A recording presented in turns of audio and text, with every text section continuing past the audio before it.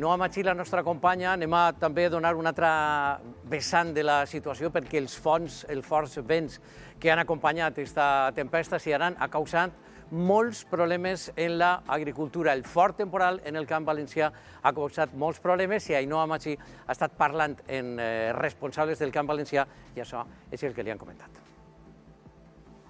Sí, els forts vents que hem tingut estos últims dies al territori valencià han provocat greus conseqüències en el camp. Conta'ns, Vicente, com vos ha afectat el temporal? Ens ha afectat que ens ha tirat molts de quequis en terra, a part ens ha ramejat, com podeu veure ací, hi ha un quequi que està ramejat per el vent, que este quequi ja també ja no va servir.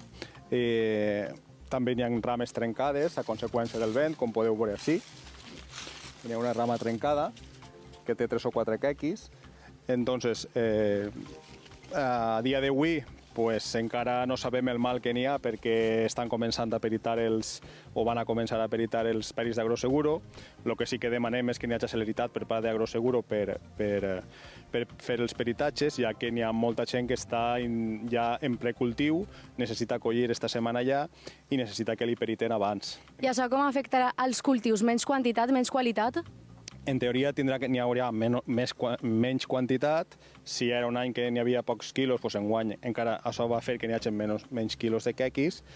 I els quequis que estan ramejats, realment a la qualitat interior del quequi no afecta. És a dir, el quequi es pot menjar igual, però que visualment sí que li va afectar alguna més. I en quant a les indemnitzacions, tindran els agricultors indemnitzacions?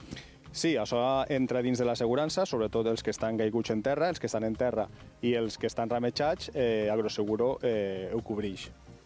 I en quant al consumidor, el consumidor trobarà un preu major, trobarà alguna inconvenient? Pues a lo millor pot trobar el mateix preu. No sabem si augmentarà el preu, baixarà, perquè clar, també hi ha menys quantitat de quequis i no crec que afecti al consumidor. Moltíssimes gràcies, Vicente. Ja ho veieu, companys, que el quequi així està per terra, que no afectarà a la seva qualitat, però el que sí que podem trobar per així, per este camp d'Alginet, és moltíssima preocupació, al igual que tots els llauradors del territori valencià.